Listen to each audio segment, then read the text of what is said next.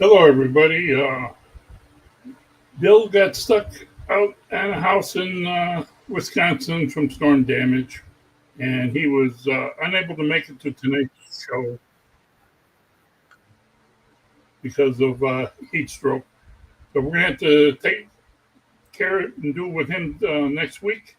So this week we're going to play the Harvard Milk Days fireworks, and then we'll have a little talk with John from Roadside Renters. So let's get on with the fireworks, and we'll take it from there.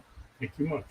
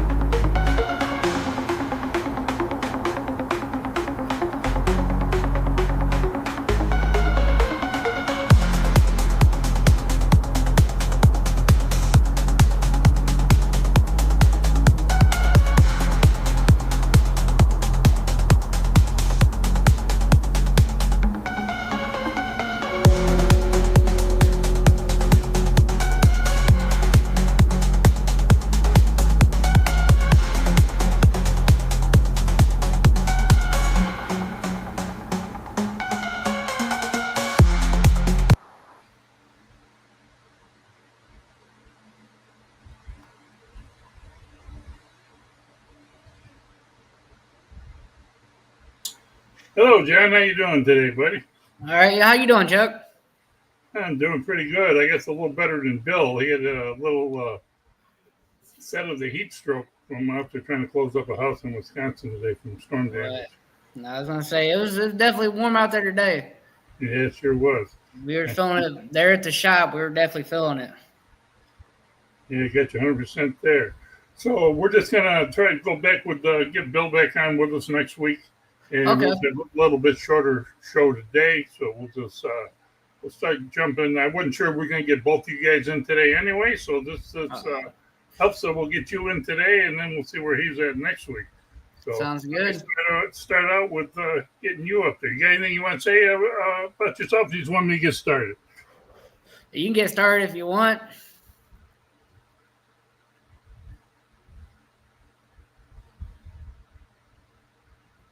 All right, we got Roadside Renters here. I'm going to start out with I got a few questions for you about your industry, so maybe some of them you can answer. All right. Maybe some you need more time to think about. We'll do another day to see which ones you can answer. We'll take it from there. All right. Here's the question number one. John, can you tell us about Roadside Renters and what led you to start this mobile mechanic business? Well, with Roadside Renters, we're a family-owned, operated business. We're located here in Harvard. We service Harvard, Woodstock, Crystal Lake, we don't venture out too far.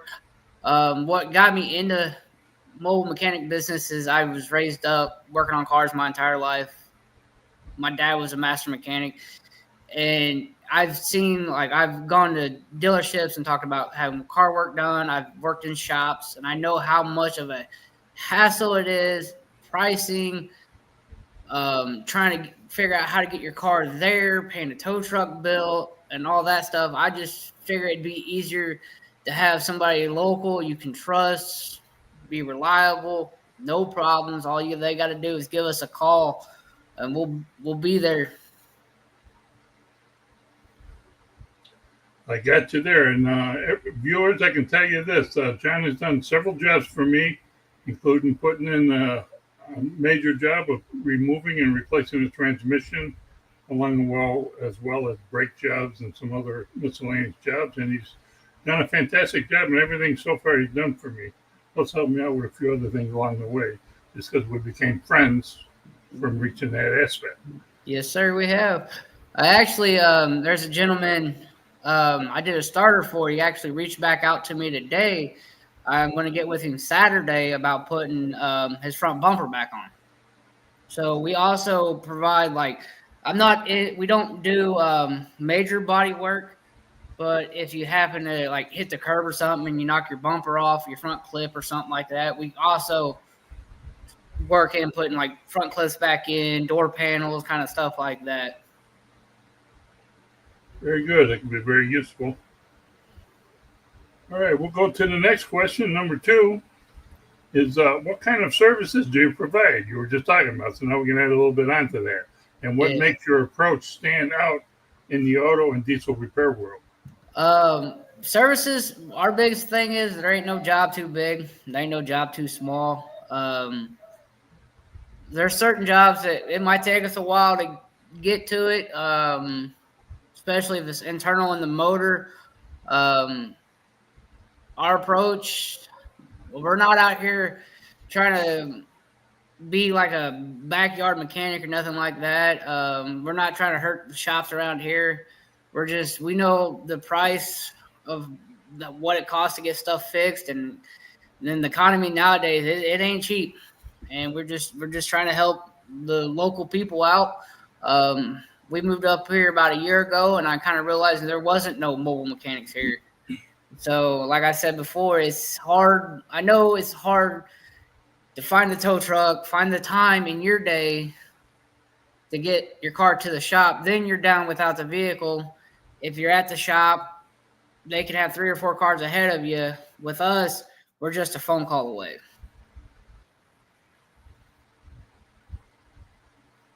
Gotcha. Any of you have any questions for John or myself, by all means, feel free to make a comment, and we'll try to do our best to answer them for you.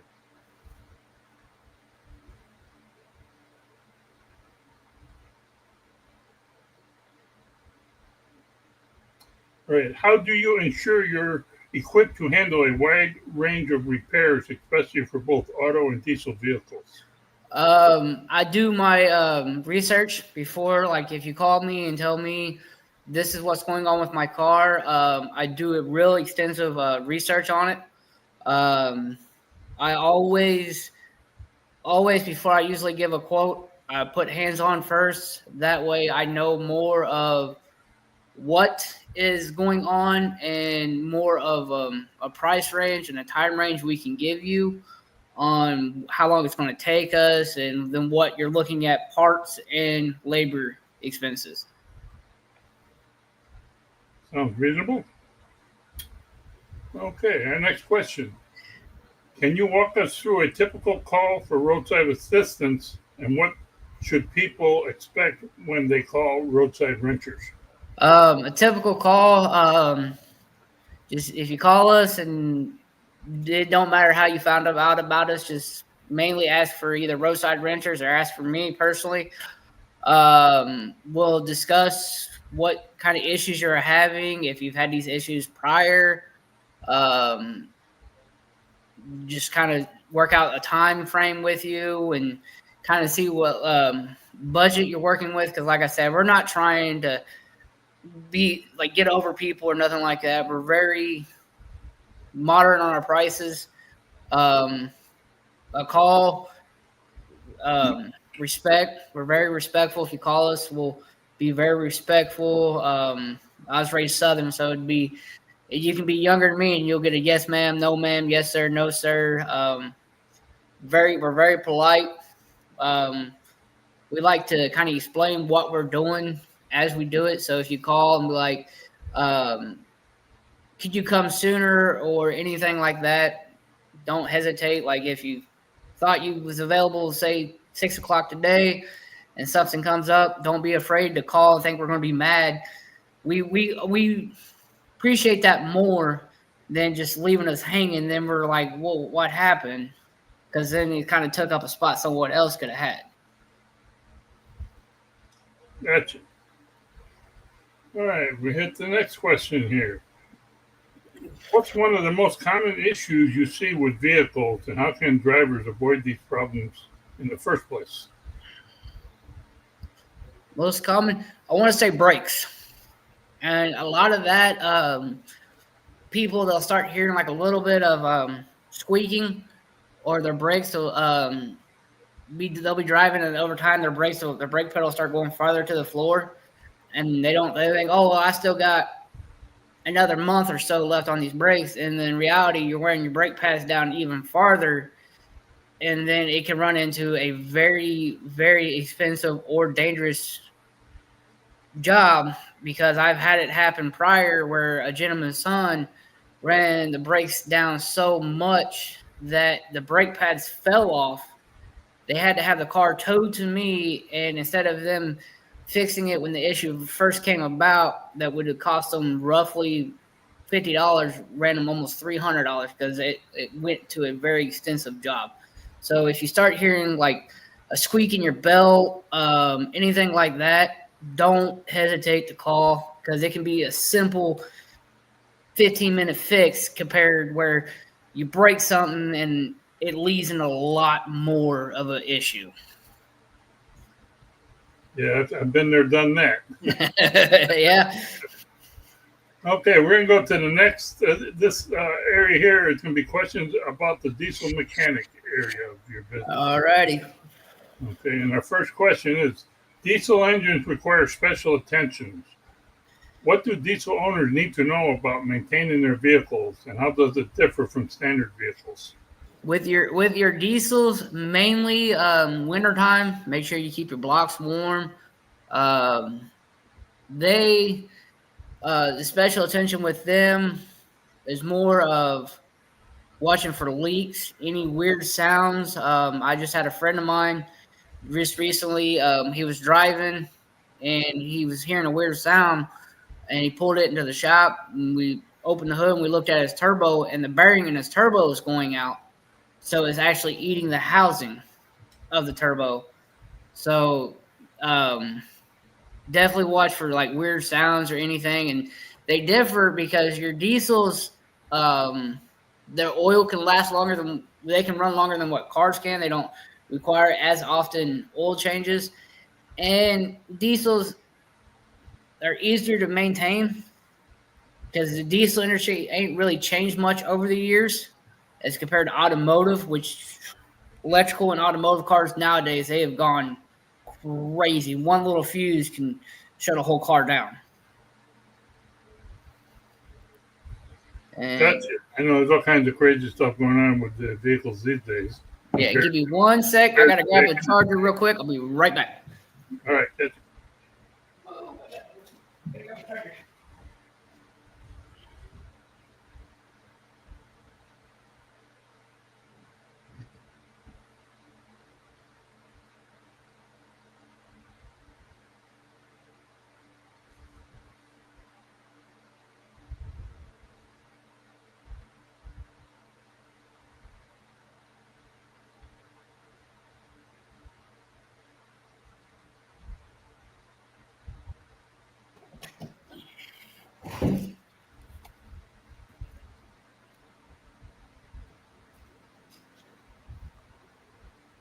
Alrighty, I'm back. All right, there we go. What are some common issues with diesel engines that people don't often think about? Oh, let me think here. Lubing up. A lot of your grease points. A lot of people don't think, oh, well, it'll be all right. I don't need to have a PM done or nothing like that. And yeah, especially if you're semis, definitely stay on top of your PMs. Um, just mainly just kind of PM them when you can, because the more PMs you do when they're due, instead of trying to push that truck even farther, the longer the truck will do. I've seen trucks with almost 1,000,000 miles on them because the drivers have stayed up on their PMs. So a lot of common issues is people just try to push it off and not do it when it's due, and it runs into a lot bigger issues. Makes sense. I got you. Okay. Are there any preventive maintenance tips for diesel owners to help extend the life of their engine? Like I just said, PMs. Yes, Just there you go. do your PMs. Whenever you get a PM done, kind of have your oil sent off, have it checked, and make sure there's no contaminants in your oil. Same with like your rear diffs. Don't go switching up oils. If you run one, say you run synthetic, don't go non-synthetic. Just keep your oil the same, and just keep them maintained. And a diesel engine will run forever. Well, a lot of people like those diesel engines. A little bit more to keep them a little more temperamental in the different weather conditions. Oh, definitely. They don't like the cold. They don't like the cold. Okay, now we're going into our last areas, general auto tips. And our first question is, what's one of the most critical things drivers overlook when it comes to vehicle maintenance? Cabin air filters. A lot of your air filters, your cabin air filters. A lot of people think like, I just need spark plugs and stuff like that. Not really. Your cabin air filters help with your defrost in the winter. AC in the summer, it helps help keep the pollen down inside your car. It helps your ACs run better and all that good stuff. So anytime you get a PM done or you have an oil change or something done, if you come through us, all you got to do is ask for us to check your filters, and we'll gladly check them for you and let you know, all right, they're good, or you'll need them changed. But let me ask you this. I'm a little confused. Are you saying there's a cabin filter for the air on the inside of your cab, or are you just talking about the air filters under the motor?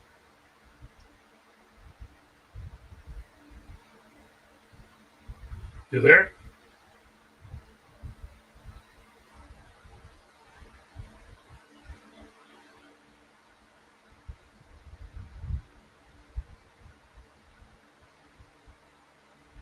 I think we lost him for a minute there.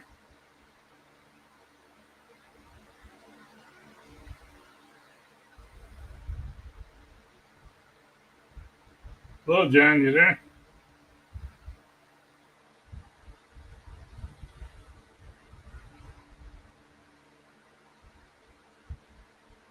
Well, let's see if he comes back here in a minute. Oh, I hear him coming back. There he is. Phone real quick. Sorry about that. My computer died. I plugged it in the wrong spot. What was your question, Chuck? All right. Do you have? Oh, I was asking about. Is there filters for the cabin of the vehicle that I missed? Something? I mean, yeah, there is. Yeah, some people don't. It took me a few years to kind of understand it. Some of your newer cars got it, and a lot of them, if you when you drop your glove box, there's each side of the glove box. If you squeeze the sides, the glove box will come down, and it's usually tucked back in there. Oh, okay. Well, I didn't realize they had filters for the cabin of the vehicle. That's interesting. See, you taught me something there, buddy. Hey. I thought I knew it all. All right, we're going to go on to the next question. Anything else you want to add in there, or are you good? I'm good there. Come on. Okay. With the change in seasons, are there any maintenance tasks that drivers should focus on to keep their vehicles in top shape? Um, if you run, if it's auto, if it's an auto, of course, if it's a gas vehicle, um, mainly if it's an older one, or if you have high miles, go to a lighter weight oil in the winter because, of course, when oil gets cold, it likes to. Let's see if it'll let me jump back in. I'm trying to do it with my computer now.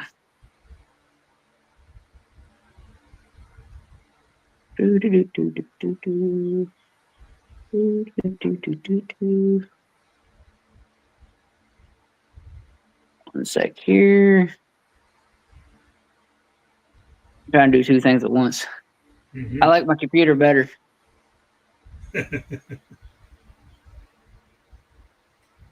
Alrighty. Loading. We all know. Of course, my computer. But no, with your automotive, run a lighter weight in the winter. Just because, like I said, if it's an older vehicle, if you have high miles on the vehicle, because the oil, when it's cold, is thicker, so it's got to kind of run through your car a little longer. Like your car's got to work harder to get everything circulating with a heavier weight compared to a lighter weight. Then in the summer, just go back to your normal weight. When it comes to diesel, big things is make sure, and I've seen it this past year in the cold, you're draining your air tanks and you are running a sedative in your air dryer to help keep all the moisture out of your system. Because if not, then brakes will freeze up and then it is a nightmare. And we know you had plenty to do with that, with all of the semi tires you worked in for quite some time. Yep, that's why this past year, like I said, I've seen a lot of semis.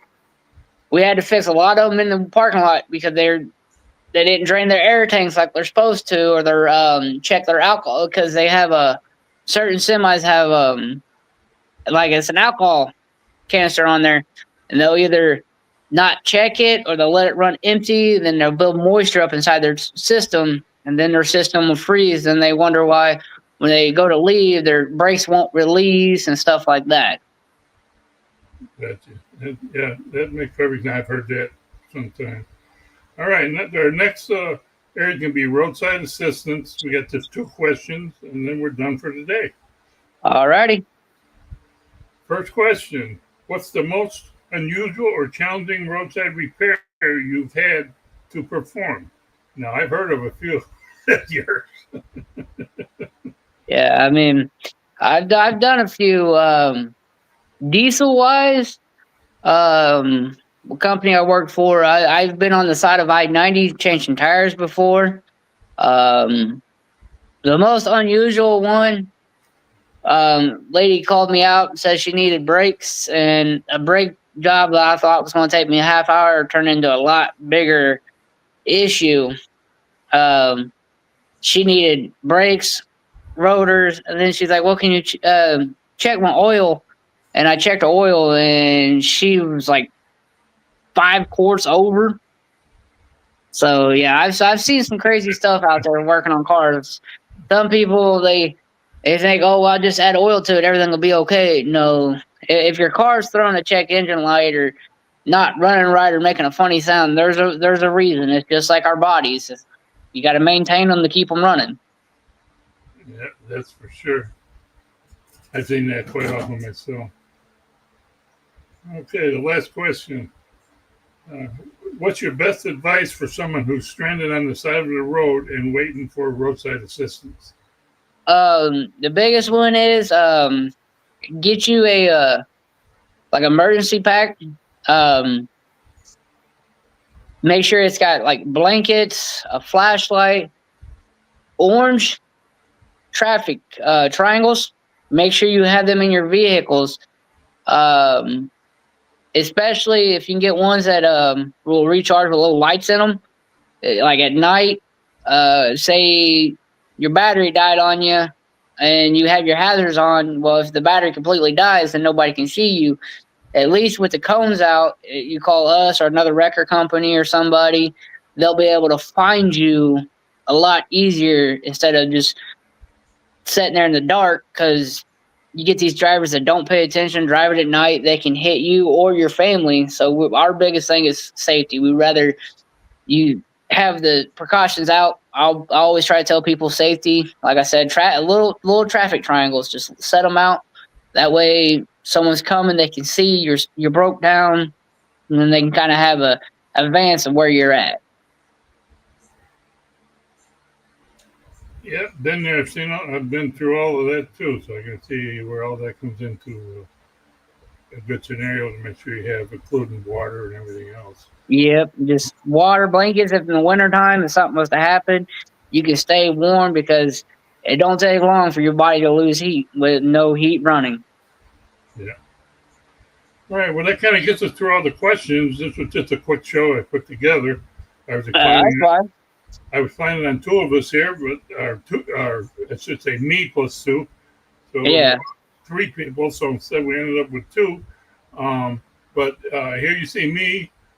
John will be on here pretty much unless he's held up on a week, and as well as Bill. So the 3 of us will be kind of regulars you'll see on the show, and we're hoping to get some of the local businesses in the area that want to come on and talk with us and talk about their businesses along with the to the locals in the area. And we're trying to open the show up to everybody. And we're going to be doing a few other extras and specials along the way. And so, stay tuned. If you follow us and like and stick in, it helps us to promote the show more so we can do more for you. So please come in and let's all get involved, and let's try to get the show up and rolling. Sounds good. All right. We'll call this an evening, and I'll talk to you tomorrow, John. I'll talk to you tomorrow, Chuck. All right. Bye. Bye.